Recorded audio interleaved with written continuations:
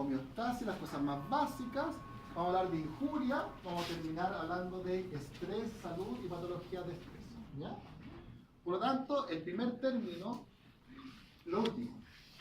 Yo no les hice fisiología, ¿ya? Por lo tanto, hay cosas que yo no sé si vieron.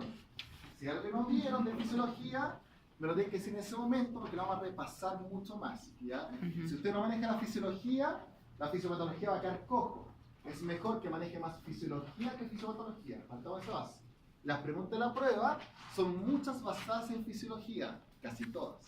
Por lo tanto, si no maneja fisiología o no lo pasó, porque su docente, su profe anterior no lo pasó, me avisa y la evaluamos, ¿ya? Entonces, homeostasis es un término que corresponde a la constancia del medio interno. O sea, cuando nosotros tenemos un medio interno constante y es lo que se da en un paciente sano. Por lo tanto, existen distintos mecanismos reguladores que van a mantener que este mecanismo y este medio interno esté bien, porque es sano. El problema es que cuando esos reguladores son sobrepasados, se altera esta homeostasis y el paciente pasa de ser sano a presentar enfermedad. Por lo tanto, la homeostasis, cuando tiene alteración al medio, por ejemplo, nosotros si vamos a correr, vamos a saltar, si respuesta fisiológica va a compensar eso. Por lo tanto, nuestro organismo va a aumentar la frecuencia cardíaca, vamos a generar vasoconstricción periférica, va a ir más sangre al corazón y vamos a lograr correr. Pero, si yo tengo una enfermedad, como por ejemplo, una enfermedad endocrina que se llama Addison, que es el déficit de la hormona del estrés, que es el cortisol, cuando yo me someta a la respuesta fisiológica, que es correr, yo voy a correr, pero mi corazón no tiene cortisol, por lo tanto no va a latir más rápido y voy a colapsar y me desmayo. Entonces, no compenso y termino una enfermedad, ¿ya? Clásico paciente hospital que después de saltar se desmayó y casi murió. Por lo tanto, cuando hablamos de homeostasis, hablamos de la homeostasis del medio interno, que si no se logra mantener por alguna enfermedad, bueno, alguna patología, pasamos a generar una enfermedad del paciente. Entonces, el control homeostático va a tener tres lugares principales. Una va a ser los receptores que van a darnos la señal de lo que estamos percibiendo. El segundo es el centro de control que va a percibir lo que estamos sintiendo. O sea, uno lo recibe, otro lo interpreta. Y el tercero es el efector que va a generar una respuesta que en general se opone al cambio inicial. O sea, una respuesta generalmente negativa para bajar el estímulo. En muchos casos, vamos a ver después cuál es. Respecto a estos efectores, cuando yo interpreto algo, ¿qué sistemas están involucrados? ¿Qué sistemas creen ustedes? El sistema nervioso, muy bien. Y el ¿Y cuál es el endocrino. otro? El endocrino. Muy bien, el endocrino. Son los dos sistemas que están involucrados como efectores, el sistema nervioso y el sistema endocrino. Por lo tanto, ante un estímulo interno, va a haber un receptor que va a estimular un centro controlador que va a generar una retroalimentación negativa por medio de dos vectores, ya sea efectores musculares o glandulares. Los musculares van a ser estimulados principalmente por el sistema nervioso y los glandulares van a ser estimulados por el sistema endocrino. Por ejemplo, si nosotros tenemos frío, vamos a tener un efector que en el músculo va a aumentar la movilidad muscular, los temblores para aumentar la temperatura. Si tenemos, por ejemplo, también frío a largo plazo, o sea, si tenemos frío durante todo el invierno, el efector va a ser principalmente la glándula tiroidea para estimular la producción de tirosina, que es una hormona del metabolismo y aumenta el calor de manera crónica. Así es como están los efectores, que son efectores de respuesta aguda y de respuesta crónica. Hay distintos efectores, dependiendo de cuánto tiempo se mantenga el estímulo que estamos generando. Profe, disculpe, ¿y el estímulo por qué es interno y no estímulo externo? Ah, no, perdón. A lo mejor está mal hablado acá. Aquí ya estamos hablando cuando, por ejemplo, ya pasó al sistema interno. Por ejemplo, el calor ya pasó de la piel y adentro esto llegó a un centro controlador que puede ser la hipófisis y el hipotálamo. Entonces, sí, aquí ya no estamos hablando, por ejemplo, la temperatura externa, se está hablando interna. Ya, Sí, por eso dice medio interno. Entonces la regulación, como bien ustedes dijeron, el componente es el componente que se conoce como neuroendocrino. Es el componente principal de la regulación endocrina. Y esto tiene dos partes, el sistema nervioso y el sistema endocrino. El sistema nervioso es la respuesta que se conoce rápida y el sistema endocrino es la respuesta lenta. Por ejemplo, la presión. La presión de manera rápida puede aumentar por el sistema nervioso. Si nosotros tenemos un paciente que se está desangrando, ese paciente lo que va a ocurrir va a ser vasoconstricción periférica. Por eso se puede quedar blanco, porque la sangre va a ir al corazón. Pero si esa hemorragia se mantiene, lo que va a ocurrir es que este paciente va a empezar a estimular la vasopresina, que es una hormona que genera vasoconstricción, y también va a generar estimulación de la eritropoyetina a nivel renal y va a tratar de generar más glóbulos rojos. Ese es un estímulo constante que genera una respuesta aguda y después una respuesta rápida, después una respuesta lenta, y así trata de generar la homeostasis o de mantener la homeostasis. Siempre nuestro cuerpo va a tender a esto, a mantener la homeostasis del sistema. O sea, todo enfocado a mantener un estado de equilibrio. Esa es la base de todo. Por ejemplo, algunos ejemplos de control homeostático. Variable, la presión. ¿Cuál es el receptor de la presión? Los vasoreceptores.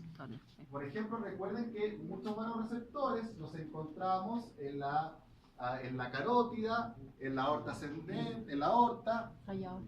¿Dónde? El callado órtico. Esa es la palabra que está buscando. El callado órtico. Muchas gracias. En el callado órtico, y eso va a estimular el sistema nervioso central para determinar si, por ejemplo, tengo una baja presión, voy a tener taquicardia. Si no, voy a estimular más el reflejo vagal y voy a tener bradicardia. Entonces, todo eso tiene que ver con la presión. Toda esta parte solamente fisiología, nada de fisiología. La temperatura, por ejemplo, a veces hablamos por termorreceptores y como les decía, su efector, o sea, primero el control va a ser el sistema nervioso central, el hipotálamo. El hipotálamo va a decir, bueno, ¿cómo tengo la temperatura? La tengo baja. Estimulemos al sistema nervioso central para que yo me mueva o corra, o estimulemos al sistema nervioso autónomo para que yo tiemble, o estimulemos a la glándula tiroidea y generemos más hormona tiroidea o tirosina para generar más calor. Es un estímulo que es visto dependiendo de cuánto tiempo tengamos la temperatura afectada. El potasio. El potasio es muy importante en la regulación de la corteza suprarrenal, porque el potasio es el principal estimulante de una hormona que se llama aldosterona. La aldosterona se produce en la glándula adrenal y va a tener su efecto en el riñón para lograr retener más sodio y eliminar potasio. Eso lo vamos a ver cuando veamos neuroendocrino. Pero el potasio es un estimulante que tiene receptores tanto de receptores y control de la corteza suprarrenal. No va al cerebro, por ejemplo, va en la glándula misma. Y la glucosa tampoco va al cerebro. La glucosa normaliza al cerebro, estimula más producción de insulina. La glucosa va a tener como centro regulador el páncreas, que es una glándula. Y en el páncreas, en las células beta pancreáticas, va a producir más insulina en caso de tener la glucosa muy alta, o si tengo la glucosa muy baja, a nivel de las células alfa, va a producir más glucagón para aumentar más la glucosa. O sea, mecanismos reguladores y a su vez el efector de la producción de esta glándula, ya sea insulina o glucagón, va a ser el tejido adiposo, el hígado o el músculo. O sea, tenemos tres centros: receptores, centro regulador y efector. El receptor, o sea, y una variable. La variable, los receptores pueden ser receptor y efector al mismo tiempo, o pueden ser efectores por el sistema nervioso central y van a tener un efector que va a generar un efecto para mantener la homeostasis del organismo. Así es como se regula el sistema interno de la homeostasis. Pero el control homeostático no siempre es un control de retroalimentación negativa. Por ejemplo, si yo tengo un exceso, generalmente todo mi sistema hormonal y mi sistema nervioso va a tratar de suprimir ese exceso. Pero hay ejemplos como el control anticipatorio o la retroalimentación positiva en que ocurre lo contrario. No estamos disminuyendo algo, sino que lo estamos aumentando. El principal ejemplo de la retroalimentación positiva o de la variable amplificada es el trabajo de parto. Por ejemplo, cuando parte el parto, se libera más oxitocina, pero eso estimula la liberación aún mayor de oxitocina para aumentar la contracción a nivel uterino y por lo tanto que salga ya sea el feto, el bebé o la especie que estemos hablando. Entonces un control de retroalimentación positiva. Entre más hormona hay, más se libera hasta que ocurrió un efecto. Y el control anticipatorio es lo que tiene que ver con la homeostasis preparatoria de algo. Por ejemplo, si yo voy a hacer ejercicio, uno antes ya empieza a aumentar la frecuencia cardíaca. Uno no corre y al tiro aumenta la frecuencia. Le empiezo a sudar las manos. Si usted está nervioso por algo, asustado, empieza a sudar antes, no después.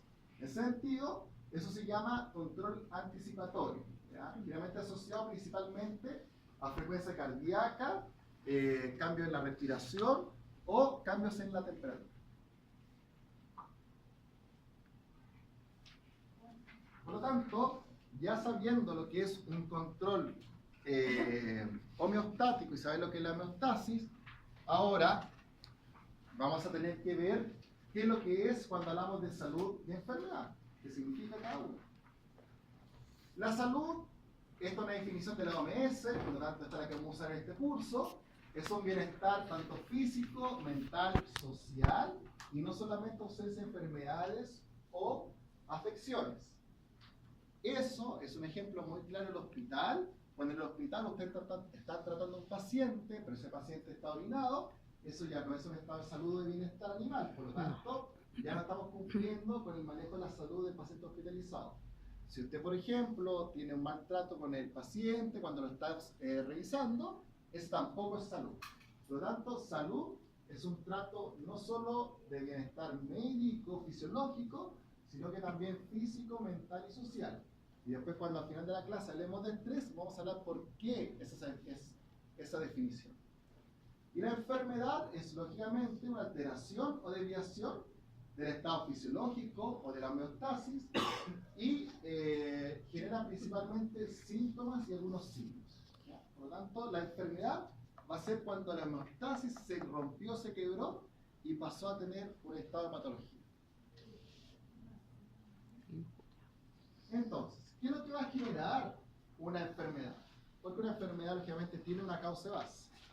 La enfermedad principalmente la va a generar una injuria. ¿Qué es lo que es la injuria?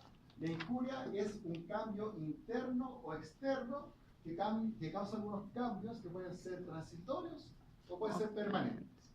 El principal ejemplo de injuria es una herida, una laceración, un trauma. Pero, por ejemplo, si yo tengo una infección bacteriana, también es una injuria infecciosa. Cuanto injuria va a ser cualquier trastorno que nos vaya a generar un daño. No solamente traumas, que a veces uno lo asimila a traumas. Y estas injurias, si son constantes o crónicas, pueden causar cambios irreversibles. Pero hay otros cambios que si no es constante, pueden ser reversibles porque el paciente se adapta. Por ejemplo, si yo tengo un paciente que tiene una insuficiencia cardíaca, ese paciente con el tiempo va a generar lo que se llama una hipertrofia cardíaca, o sea, el corazón se vuelve más grueso y la cámara disminuye. Ese paciente puede vivir gracias a eso, pero la injuria generó un cambio irreversible. Ahora, distinto es si, por ejemplo, una persona hace mucho ejercicio. Una persona que hace mucho ejercicio, el corazón, a diferencia, no es que se hipertrofie, sino que va creciendo de manera concéntrica, o sea, tengo más capacidad del corazón. Es un cambio, pero ese cambio es una adaptación al ejercicio. Por lo tanto, lo que uno siempre busca es que la célula no es que crezca, sino que se va multiplicando para que vaya creciendo. ¿ya? Eso lo vamos a ver en cardiología. Pero la injuria puede causar una adaptación o puede causar un cambio reversible. Como decía recién, el ejercicio de por sí es una injuria. Incluso hay daño muscular, rhabdomiolisis muchas veces, pero esa injuria puede tener una adaptación y por lo tanto deja de ser una injuria. Pero fue una injuria inicial.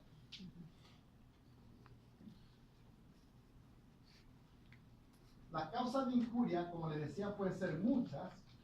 Pueden ser causas internas, que son las causas inmunológicas, genéticas, un gen alterado.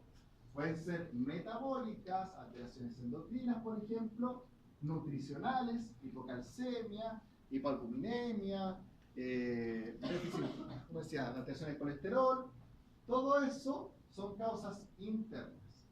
Y también existen causas externas, por ejemplo la hipoxia o la isquemia, falta de oxigenación, pueden ser agentes físicos, traumáticos, principalmente laceraciones, objetos punzantes, agentes químicos o irritantes y agentes infecciosos, salmonelosis, Escherichia coli, enfermedades clostridiales.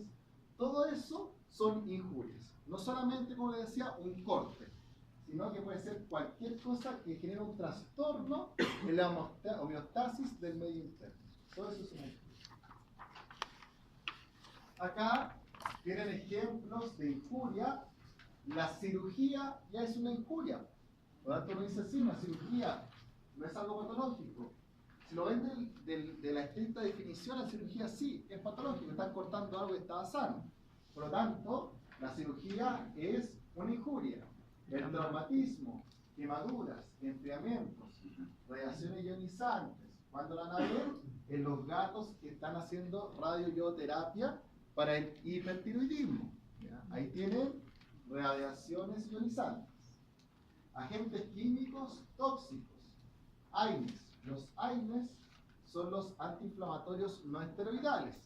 Ustedes sabrán, porque hicieron fármacos, ¿no es cierto? No. Oh, ya. No importa. Los antiinflamatorios no esteroidales en mascotas, en perros y en gatos son muy tóxicos porque disminuyen mucho la perfusión gástrica y también afecta la formación de la mucosa. Es por eso que los AINES producen muchos vómitos en los perros. Y aparte pueden producir también sangramientos por alteraciones de la agregación plaquetaria. Entonces, los AINES como el piroxicam, el ibuprofeno y el paracetamol son muy dañinos, ¿ya? Ahora, el paracetamol se puede usar en perros pero a dosis muy mínimas. Pero todo el resto es tóxico. Eso también es una injuria química. Es por un fármaco que estamos dando. Agentes infecciosos, virus, bacterias, hongos, parásitos, los clásicos perros con tiña, son una injuria. Sarnas sarcópticas también son una injuria. Virus, parvovirus distemper, todo eso es injuria. Agentes inmunológicos, alergias, autoinmunes, inmunodeficiencia. Y los trastornos genéticos que vamos a ver después, principalmente alteraciones cromosómicas. Entonces, ya sabiendo lo que es una injuria, tenemos que saber cuáles son los mecanismos de daño que se produce por una injuria. Porque una injuria puede producir un daño celular, un daño a nivel plasmático, un daño, distintos tipos de daños según la evaluación que hagamos, macrovascular o microvascular. Tanto respecto a los daños que son de aspecto celular, la hipoxia y la reperfusión son daños fundamentales. La hipoxia es la causa más común de injuria renal, pero es celular, y se debe a una isquemia por una hipoperfusión tisular. Tan simple como, si ustedes se cortan, la zona de necrosis es porque el vaso sanguíneo no llevó sangre a esa zona. Causas de hipoxia. Un paciente que estuvo anestesiado mucho tiempo va a tener diarreas. ¿Por qué? Porque cuando están anestesiados dejan de recibir un buen flujo a nivel del intestino y el paciente después de hacer la cirugía tuvo diarreas porque hubo baja perfusión intestinal. tuvo diarrea porque tuvo hipoxia. Y la otra mecanismo del daño celular es lo que se conoce como reperfusión. Si no lo vieron en fisiología, esto es un término muy importante, igual lo vamos a ver al final del curso cuando hablemos de shock, pero la reperfusión es, yo por ejemplo, ustedes lo han visto, gente que tiene un atropello, y por lo tanto queda atrapada una pierna, la pierna empieza a aumentar de volumen, porque la sangre, hay disminución de retorno venoso, y empieza a acumular mucha sangre. Pero eso no es solo sangre, eso son zonas inflamatorias y radicales libres. Por lo tanto, cuando usted saca de manera abrupta lo que la está atrapando esa pierna, hay lo que se conoce una reperfusión. Todos esos radicales libres que estaban ahí acumulados van a ir al corazón, al cerebro y el paciente va a morir. Por eso muchas veces cuando tienen una pierna de elefante, un hematoma, se decía amputar y no mejorar eso. Porque si ustedes colocan fluidos y se reperfunde todos esos radicales libres, van a fallecer porque se afecta la parte cardiológica y el corazón. Por eso es que se amputa muchas veces un paciente con una pierna, con un hematoma y una afección de retorno venoso. ¿Ya? Lo mismo ocurre en animales. Se llama síndrome apendicular. ¿Ya? Así se llama el síndrome cuando uno tiene un síndrome de aumento de volumen, se llama síndrome apendicular. Si nosotros vemos un paciente, por ejemplo, con un tumor que se llama mastocitoma, que es un tumor que libera histamina, la histamina es un vasodilatador, aumenta la pata del perro y si usted lo ve así, tiene que amputarlo inmediatamente, si no va a morir. Eso es la reperfusión, otro mecanismo de daño a nivel celular. Para evaluar el daño celular, nosotros en medicina tenemos dos mecanismos principales. Medicina veterinaria, claro con eso. No voy a hablar de medicina humana porque no alargaremos mucho. En medicina veterinaria tenemos dos cosas principales. Una es algo que se llama medición de lactato. ¿Se acuerdan lo que es lactato?